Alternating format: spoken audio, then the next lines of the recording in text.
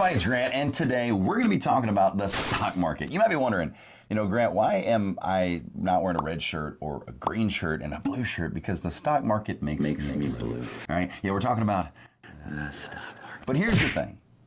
Since I started this channel, I've been showing you how I invest all of my money. My portfolio last time was over $1.4 million. Now it's under $1.4 million. But I've showed you how to invest every single dollar of that money here on the platform, not to mention crypto and all the other things in real estate that I do.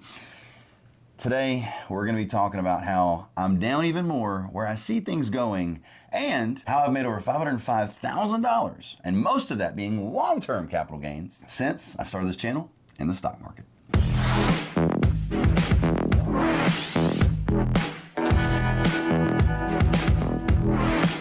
So before I'm buying or selling these stocks today, let me talk about a few tips in the stock market that are super crucial. One, never invest more money than you're willing to lose. Learn your stomach of risk. I teach this in my videos all throughout the past. So I tell, if you're brand new and you can afford to put $10 in, put $10 in. But try to stretch that to $100. If you can put $100 in the stock market, invest in E-Trade or Robinhood or whatever makes you happy. They're all free trading platforms at this point. Now, when you do this, try to diversify into several different sectors. So for example, put you some in oil and gas, maybe some cruise lines, right? Carnival's really cheap right now. We're gonna get into that today. Also, maybe movie theaters like Cinemark or AMC. Make sure that you're diversifying into very different sectors, like banking. Find out what sectors speak to you and do a little diversification? Let's go with that. Diversification into those stock picks. And by doing that, it'll allow you to stomach your risk and understand like, whoa, thank goodness I just didn't put all my money into AMC or into Cinemark. So understand, by putting all of your money into one investment, it's extremely risky. But by diversifying over several investments, it's not. My next big tip, or pro tip if you would, is the stock market is very volatile, right? So if you drop a bouncy ball, the bouncy ball does like this, right? And so understand, I know the bouncy ball eventually stops.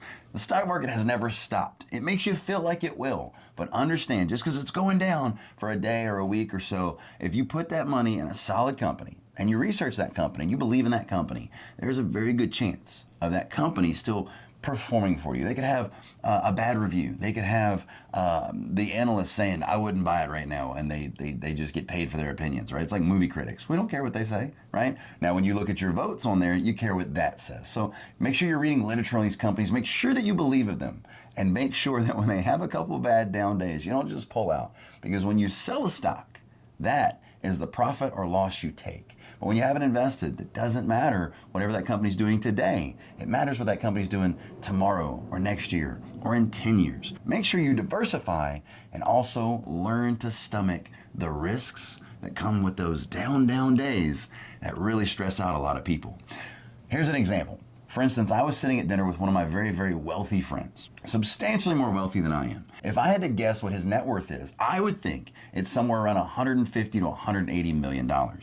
My net worth, well, we'll leave that for another video if you ever want to see it. Comment below. But here's the thing. I was talking about losing $80,000 on a bad down day. Now, this was whenever 2020 was really popping, 2021. And he said, yeah, it's bad. It's terrible. How old are you? 32. And he's 58. And he said that on his bad days, he loses $800,000. So you might lose $8,000 and think that's a lot. I might lose $80,000 and I think that's a lot. He might lose $800,000 and know that's a lot. But understand, somebody's also losing $800. So it's all in perspective. But you know what happens the next day when he was trying to tell people that at the table, and I love him to death, but he gives me crap, I give him crap. I said, well, what happened the next day? He was like, well, I went back up 700,000, so I was only down 100. Exactly. Same thing with me. It's that bouncy ball effect. So prepare to stomach that risk. I'm going to show you some of mine in an example. We're probably not going to buy any stocks today, but I'm going to show you some of this risk and what happens and how long I've been holding on for all these years.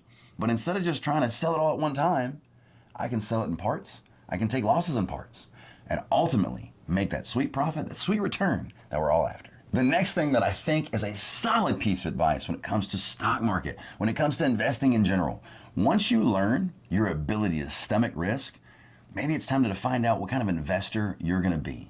Now understand, a lot of people think they have this gut feeling that's going to make them a lot of money, but that gut feeling can also make you a lot of money broke, right? I said it like that for fun. But understand, by knowing what kind of risk you're willing to take, if, for instance, me and my editor Dylan, and I love him to death, but I think he made a mistake here, or he could be a brilliant man, but he invested to learn about investing, and he learned that his stomaching of risk scared him. I remember he laughed about it. He says, yeah, I sold all that. I was like, wait, I think we only did like $200 or whatever it was. So that way he's like, yep, but pull it out, put it in something else. No way, this. So he might need to be better off putting his money in something like a mutual fund. So if you don't like that, oh my gosh, roller coaster feeling of going straight down, which no one does, but you find that stomaching it makes you want to sell every day and add stress to your life, then maybe we try to find something like a mutual fund that tracks the S&P 500. By getting something like this, it's a very safer, it's a good stock market term right there, very safer way of investing, a much safer way of investing. And by investing in something that tracks the S&P 500, you're going to be able to diversify over all of these different companies versus buying 5 or 1. Never buy one company. Don't put all your eggs in one basket and YOLO into one. Look at the Dogecoin millionaire. He is no longer a millionaire because he invested in Dogecoin only, and now he's starting to learn these life lessons. And I enjoy him a lot. We talk from time to time. I'm going back to Vegas. I'll shoot him a text that I'm coming, and hopefully we can link up. But the same thing is, don't let that identity, don't let that ability that I could, just ruin your investment portfolio. Always diversify. So remember, after you learn how to stomach your risk, let's find out what type of investor you want to be. Do you want to take that medium to light risk, which I think is what you always should be, with a little bit of side betting just to kind of give you some spice in your portfolio. But spice sometimes burns. Or do you want to be that other investor where I invest safely and over the next 30, 40 years, and to make sure that I'm getting that 5 to 7% return versus that 30%, and then next year I lose 40. Be careful with that, because also if you never actually sell anything and you're fighting too much risk, you never make anything. So understand, I'll explain that in another video, but just keep in mind, when you watch my portfolio, it took me 3 years to make any money because I didn't sell. Right? I ended up making $505,000. I've showed y'all that in the last video. But what happened was I never sold anything for the first couple of years besides kind of my bets, kind of lining up where I needed to go. Things I didn't like as much as I did before, sold some things, made some profit, and then lost that profit because of those bets. So be careful how you invest. Also, just understand this last part. After you figure out what type of investor you are, doesn't mean you can't branch out a little bit, but you need a strong base foundation of how you're going to invest in the future so you can start today and you can live like no one else, because you invest like no one else tomorrow. So now let's take a second to look at my portfolio to talk about how we kind of stomach some of these risks. Also, I'll add more tips. If you like this video, comment below in future videos. So here we are in my computer. As you can see, I was down like $115,000 the last time we made a video. Let's refresh the screen. I am down $134,000 today, so that's roughly $20,000 more since the last time I showed you guys. The Dow, or what I consider the main thing of the stock market, $32,363.33. It's up 211 points today, which is super solid. NASDAQ 12,200, up 118 points today. S&P 500, which is the one that you always want to look at more, even though it's not the biggest, shiniest number, it's the more consistent one of the three.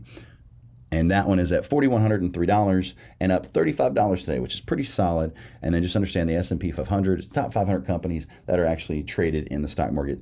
You got to be cool to be a part of that club. All right, net account value right under 1.4. That doesn't sting, it's fine. Because you know what tomorrow is? It'll be 1.3 something else. So here's today's gain, 13,000. When I first logged in, it was at 10,000.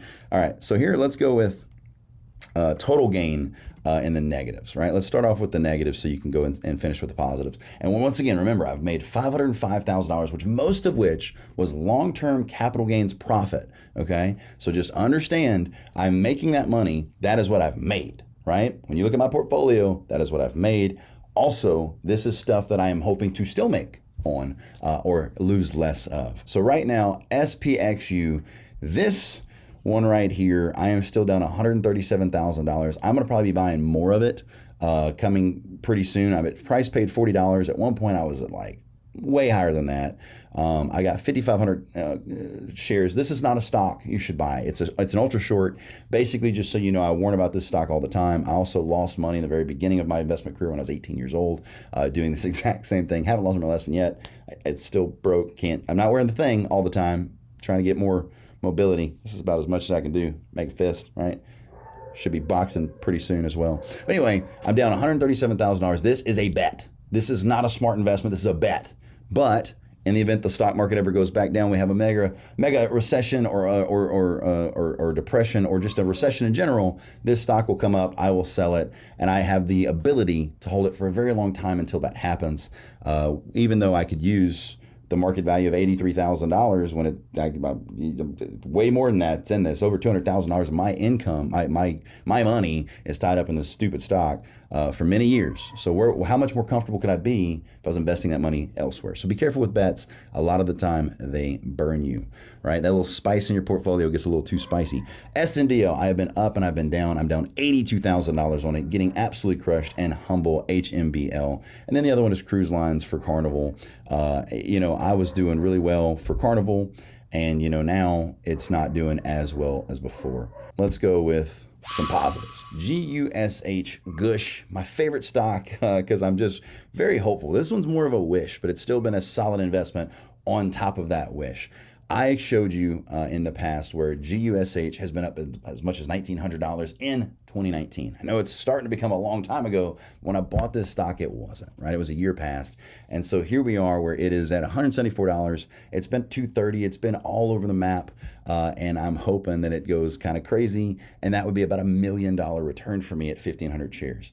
If it goes down, I will be buying more. I really enjoy this stock. I think that it is my next Sasol, SSL, that you've seen me crush in the past, which that was a local company that's actually here in my town, but it's also originating out of Africa, South Africa.